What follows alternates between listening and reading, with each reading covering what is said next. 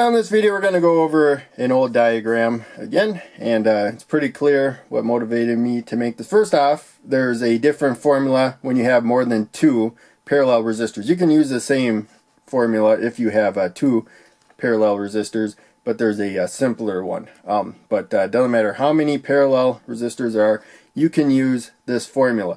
So first let's talk about why we might encounter something like this.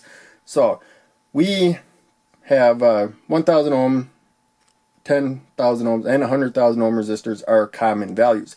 901 in this case, ohm resistors, I think it's like 909.091 or whatever, going on forever, but we rounded off to 901. And so yeah, 900.900, and then it'd be like 900 going on forever. So we probably won't find a resistor value like that.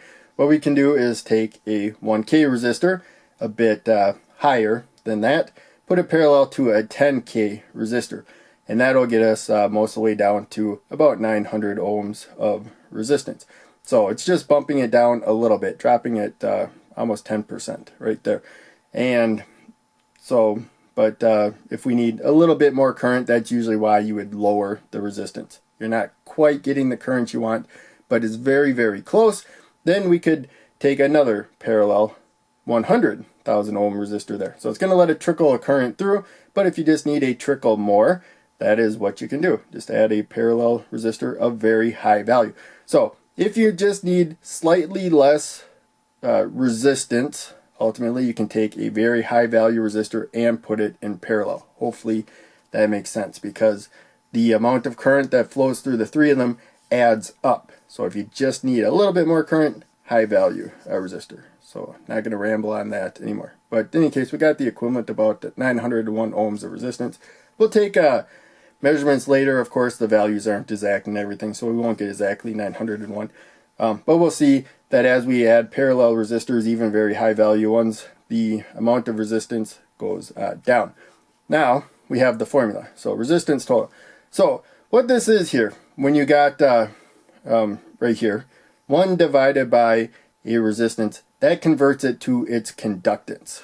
And so that will be R1. I did write R1. Okay. R2 and R3 right there. So we could keep adding plus 1 divided by R4 in parentheses, and so on. However many parallel resistors we got, doesn't matter. Or we could even do just 2.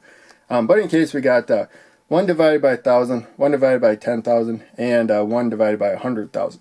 So instead of resistance, this would be conductance. It could be in Siemens or also mhos. So they scrambled the spelling of ohms to mhos for the conductance. So I think that is like an old way they did it or something. I don't remember. But in any case, you may see either S for Siemens or I think it's capital S instead of little s for seconds. But in any case, what we got here is the conductance. So don't worry about that 1 right there for the 1,000 ohms. For 10,000 ohms of resistance, that's the same as 0.0001 or 0.1 Siemens. That would be 1 Siemens.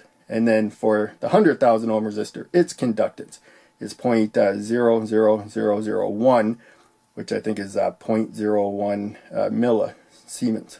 And so in any case, that is how well it conducts. So we could take the current, or the voltage I mean, like 1 volt times 0.001, and that would give you the current 1 milliamp of current. That's how much current would flow through a 1,000 ohm resistor. So same with those two. You can take the voltage across them times that, and you'll get the current instead of dividing by the resistance. So that's what that 1 divided by the resistance does.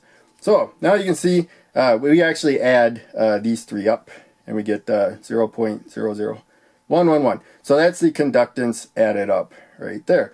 So just like we took the 1 and divided by the resistance to get the conductance, now we take 1 divided by, this would be the total conductance, which gives us resistance. So as you can see over there, that is our value. So 900.900, and then it's 900 going on forever. But in any case, basically 901 ohms of equivalent resistance when we add them in parallel like that.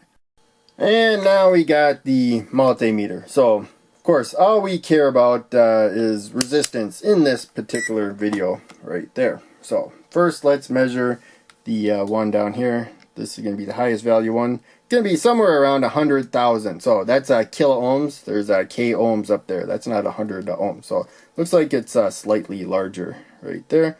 Again, these are supposed to be like 1% tolerant, but they're cheap resistors, so they may be more than 1% off.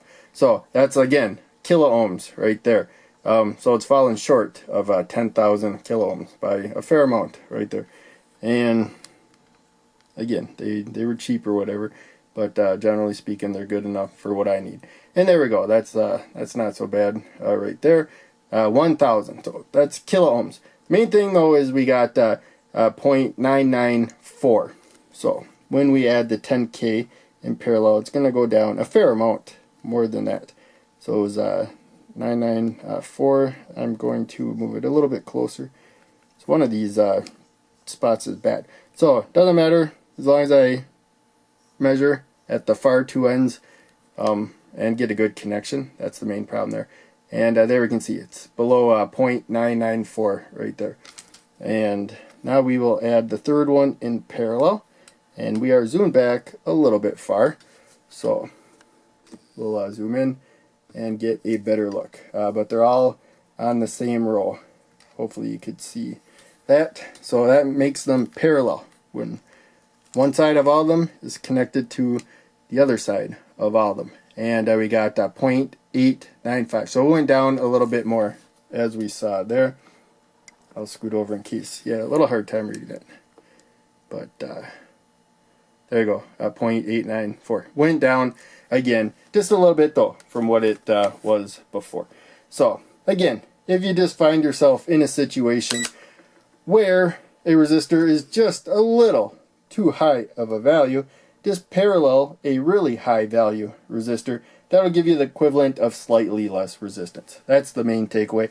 Doesn't really come up much in electronics, but sooner or later it might.